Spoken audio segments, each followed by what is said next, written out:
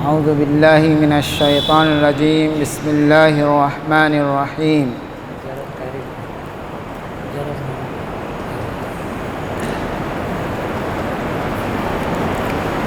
اقرأ بسم ربک الذی خلق خلق الانسان من علق اقرأ وربک الاکرم الذی علم بالقلم علم الانسان ما لم يعلم وقال تعالى نون والقلم وما يسطرون وقال النبي صلى الله عليه وسلم طلب العلم فريضة على كل مسلم وقال النبي صلى الله عليه وسلم من خرج في طلب العلم فهو في سبيل الله حتى يرجع او كما قال عليه الصلاة والسلام۔ محترم حضرات، اس وقت جو نقصانات ہوئے ہیں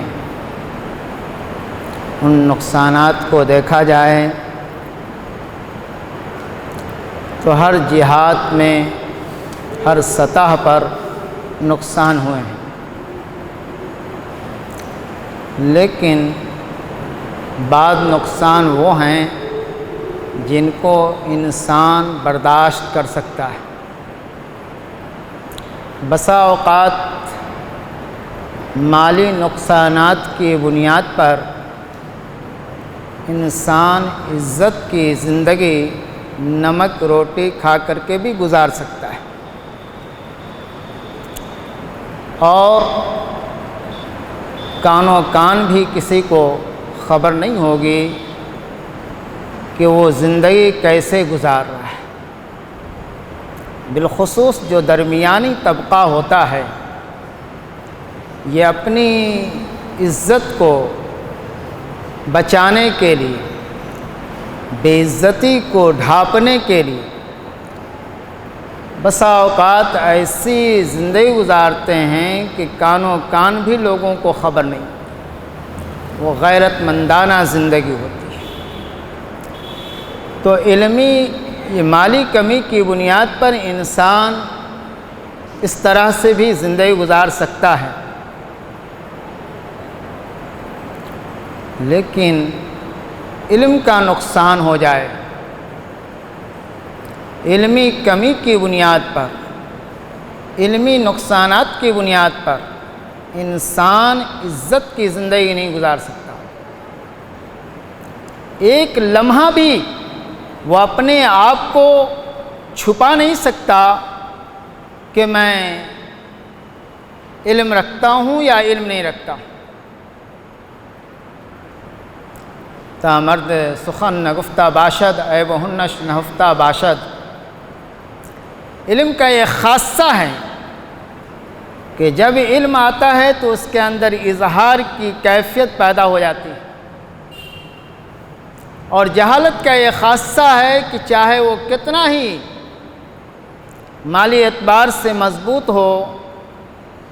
قوت گویائی،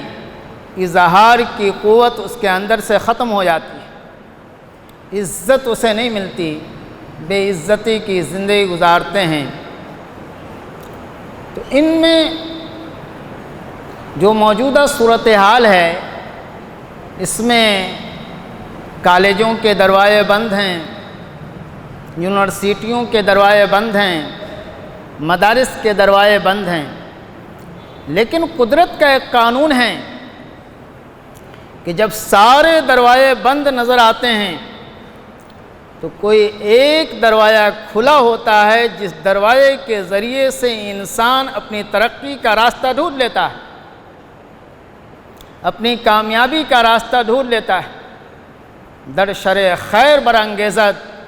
کبھی کبھی شر کے بیچ سے اللہ تعالیٰ خیر کو پیدا کرتا ہے۔ تو چاروں طرف کے راستے اگر مسدود نظر آئیں، بند نظر آئیں، تو کوئی راستہ ایسا ہوتا ہے جہاں کھلا پن ہوتا ہے، اس راستے سے انسان کامیابی حاصل کرتا ہے۔ دنیا کا جب کوئی قانون بنتا ہے تو اس قانون کے اندر بھی لچک رکھی جاتی ہے، اس کے اندر یہ گنجائش ہوتی ہے کہ استثنائی ضابطہ ملحوظ رہتا ہے۔ اگر مکمل قانون پہ عمل ہو جائے تو پھر انسانوں کا زندگی گزارنا مشکل ہو جاتا ہے، اس لیے اس کے اندر ذرا سی لچک رکھی جاتی ہے، وہ استثنائی قاعدے ملحوظ رکھے جاتے ہیں، جس کے ذریعے سے اس قانون کے ہوتے ہوئے بھی انسان اس لچک سے فائدہ اٹھاتا ہے اور کامیابی زندگی گزارتا ہے۔ ایسی اس وقت جو صورتحال ہے، بہت سارے اسکول، کالج، مدرسوں نے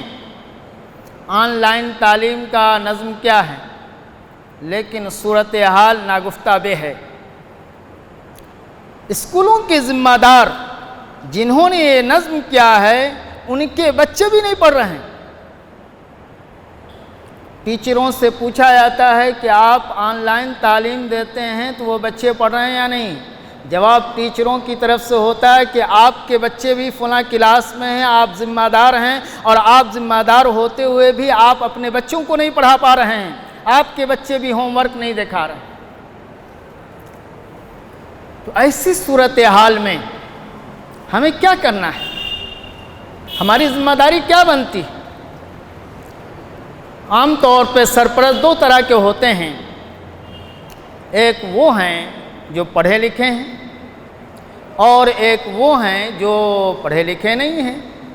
لیکن ان دونوں سرپرستوں کے باوجود ایک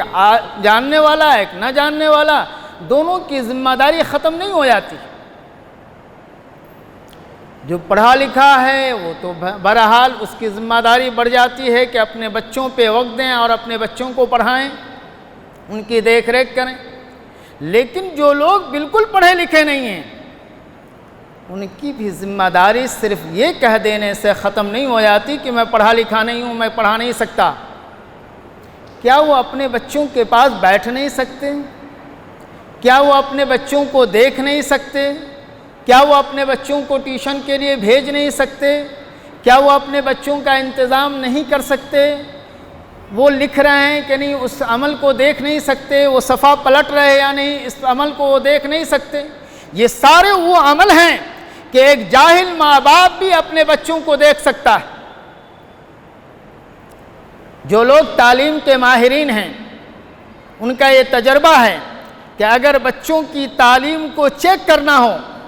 کہ ہمارا بچہ پڑھ رہا ہے یا نہیں پڑھ رہا ہے، تو اس کی جو رف کاپی ہے، اس رف کاپی کو الٹ پلٹ کر کے دیکھ لیجئے، اس سے یہ اندازہ ہو جائے گا کہ ہمارا بچہ پڑھ رہا ہے یا نہیں پڑھ رہا ہے۔ داغ کر کے تو نہیں رکھ دیا ہے، پھاڑ کر کے تو نہیں رکھ دیا ہے، ایسی ہی تصویر وغیرہ بنا کر کے تو نہیں رکھ دیا ہے، یا اس میں کچھ تحریریں لکھی ہوئی ہیں جس کو ہر آدمی دیکھتا ہے۔ ایسے حالات میں والدین کی یہ ذمہ داری بنتی ہے، بالخصوص یہ جو علاقہ ہے، اس علاقے میں کوئی گھر ایسا نہیں ہے جس گھر کی خاتون پڑھی لکھی نہیں ہے۔ مردوں میں ہو سکتا ہے کہ مرد بعض جاہل ہوں، لیکن عورتیں اگر ہیں 4-5 تو ان عورتوں میں 2-3 تو ضرور پڑھی نکل جائیں گی۔ یہ فیض ہے 2 اداروں کا، جامعۃ الفلاح کا اور شبلی کالج کا، کہ اس علاقے کی اس اطراف کی بچیاں پڑھی لکھی ہیں،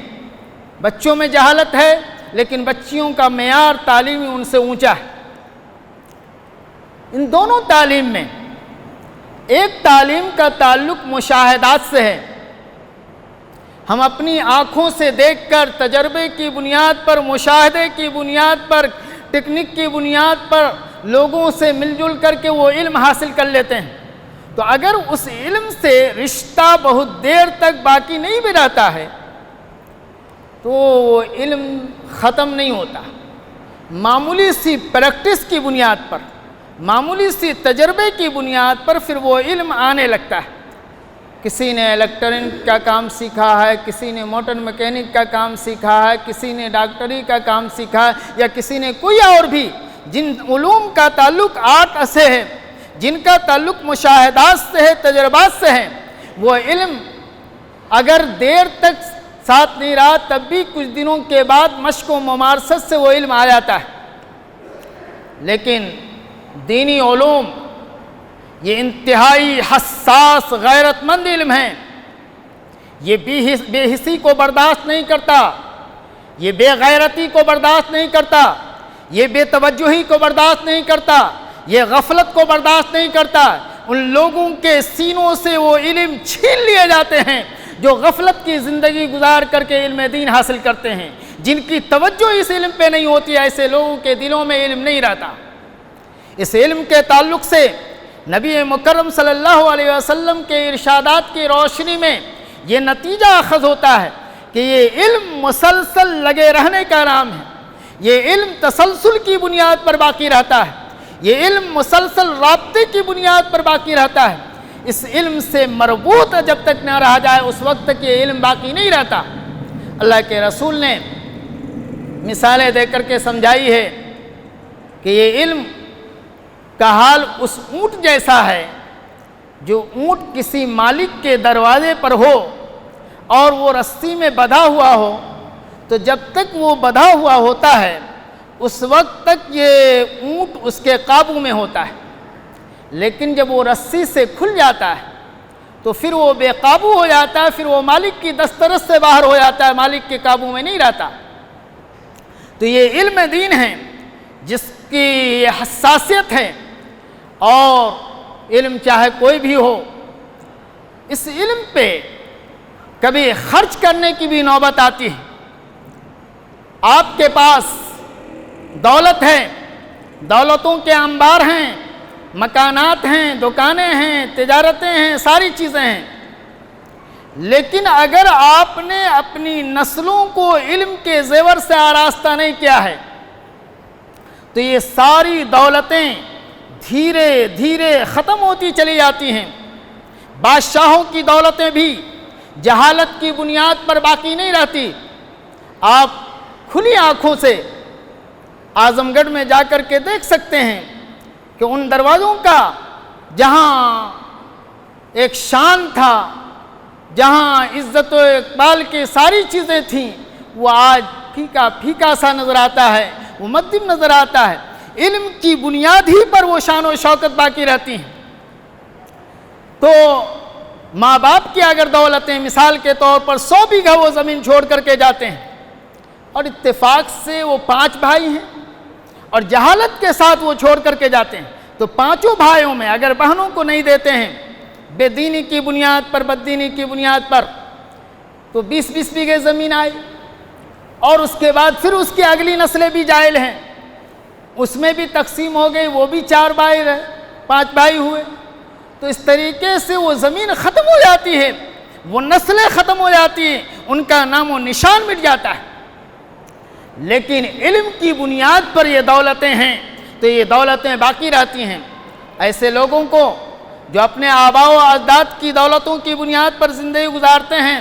میں اکثر کہا کرتا ہوں کہ یہ لوگ اپنے آباء و اجداد کی ہڈیوں کو بیچ بیچ کر کے کھا رہے ہیں۔ یہ عزت کی زندگی گزارنے والے لوگ نہیں ہیں، بلکہ یہ نکمے ہیں جو اپنے ماں باپ کی ہڈیوں کو بیچ کر کھا رہے ہیں۔ اس لیے ضرورت اس بات کی ہے کہ علم کے تئیں اگر خرچ کرنا پڑے، قربانی دینی ہو وقت کی، تو آپ قربانی دیں، اور یہ علم کے اوپر جو خرچ کریں گے وہ ضائع نہیں ہوتا۔ حضرت کعب ابن زہیر ابن سلمہ یہ پورا خانوادہ شاعروں کا ہے، نبی مکرم صلی اللہ علیہ وسلم کے دور کے صحابی ہیں، رسول شاعر ہیں، پورا خاندان۔ حضرت عمر فاروق رضی اللہ تعالیٰ عنہ نے حضرت کعب ابن زہیر ابن سلمہ سے کہا کہ تعلق سے حاتم طائی کے پوتے سے کہا کہ کعب ابن زہیر ابن سلمہ نے جو تمہارے دادا کی تعریف میں اشعار کہے ہیں وہ اشعار سناؤ۔ تو کعب ابن زہیر کے اشعار حاتم طائی کے پوتے سنانے لگے۔ اس پر حضرت عمر نے اس جملے کو سنیے گا، حضرت عمر نے کہا کہ بہت تعریف کی ہے، خوب تعریف کی ہے۔ تو حضرت حاتم طائی کے پوتے نے کہا کہ میرے دادا جان دیتے بھی بہت تھے۔ اب یہ جملہ جو حضرت عمر فاروق کا یہ آب زر سے لکھنے کے قابل ہے، حضرت عمر فاروق نے فرمایا کہ جو دیا تمہارے دادا نے وہ سب کا سب ختم ہوا، لیکن جو کعب ابن زہیر ابن سلمہ نے تمہارے دادا کی تعریف میں اشعار کہیں وہ ختم نہیں ہوئے، وہ قیامت تک باقی رہیں گے۔ تو یہ علم ہے جو علم باقی رہتا ہے اس پہ خرچ کیے ہوئے پیسے باقی رہتے ہیں، باقی ساری چیزیں ختم ہو جاتی ہیں۔ اس لیے ضرورت اس بات کی ہے کہ یہ بھی سارے دروازے بند ہو گئے ہیں تو ہم سرپرستوں کی ذمہ داری ختم نہیں ہو جاتی، ہم ماں باپ کی حیثیت سے ہیں ان کی ذمہ داری ختم نہیں ہو جاتی، بلکہ ہماری یہ ذمہ داری بنتی ہے کہ اپنے بچوں کی تعلیم کے لیے انتظام کریں، بندوبست کریں، ان کی ٹیوشن کا انتظام کریں، ان کو لگائیں، ان کے تعلق سے اگر خرچ بھی کرنا پڑتا ہے تو خرچ کریں، ورنہ صورتحال یہاں تک پہنچے گی کہ آپ کے بچے اگر فضیلت کے درجات میں بھی ہیں تو وہ اگر مدرسے کی چہار دیواری سے نکلے گا تو وہ بالکل جاہل بن کر کے نکلے گا، وہ صرف ڈگریاں لے کر کے نکلے گا، اس کے پاس صلاحیتیں نہیں ہوں گی،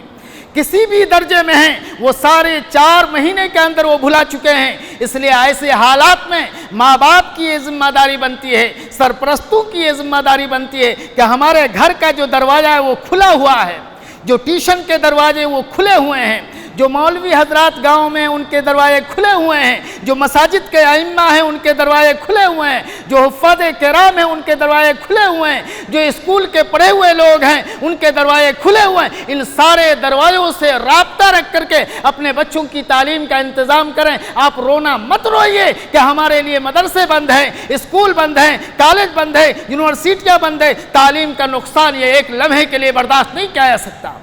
یہ اللہ تعالیٰ کے ہمارے پوچھ ہوگی کہ آپ نے اپنے بچوں کے تعلق سے کیا نظم کیا۔ اگر یہ سارے دروازے بند تھے تو یہ سارے دروازے کھلے ہوئے تھے، ان دروازوں کا آپ نے استعمال کیا یا نہیں کیا؟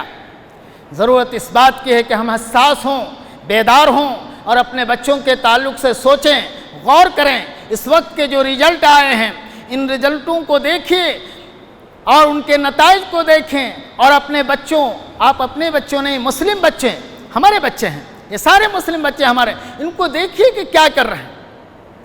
میں اکثر کہا کرتا ہوں کہ تعصب کے بازار میں جب تعصب کی آندھی چل رہی ہو تو وہاں بھی تعصب کے بادل چھٹتے ہوئے نظر آتے ہیں۔ جب آپ کا لیول اونچا ہوتا ہے، آپ کا مقام و مرتبہ اونچا ہوتا ہے، آپ کی سطح اونچی ہوتی ہے تو آپ کے لیے کوئی مسئلہ نہیں رہتا۔ جب لیول برابر ہوتا ہے تو وہیں تعصب کام کرتا ہے، اور آپ کے نمبر اتنے ہی آئیں گے تو کہاں سے آپ کے بچوں کو نوکری ملے گی؟ اس لیے اگر ہم ان کے بچے 80% کی محنت کر رہے ہیں تو ہمارے بچوں کو 100% کی محنت کرنے کی ضرورت ہے، اس بنیاد پر کامیاب ہوں گے۔ اللہ تعالی ہمیں اس کی توفیق دے۔ وَأَقُولُ قَوْلِي هَذَا وَأَسْتَغْفِرُ اللَّهَ لِي وَلَكُمْ وَلِسَائِرِ الْمُسْلِمِينَ مِنْ كُلِّ ذَنبٍ وَأَتُوبُ إِلَيْهِ۔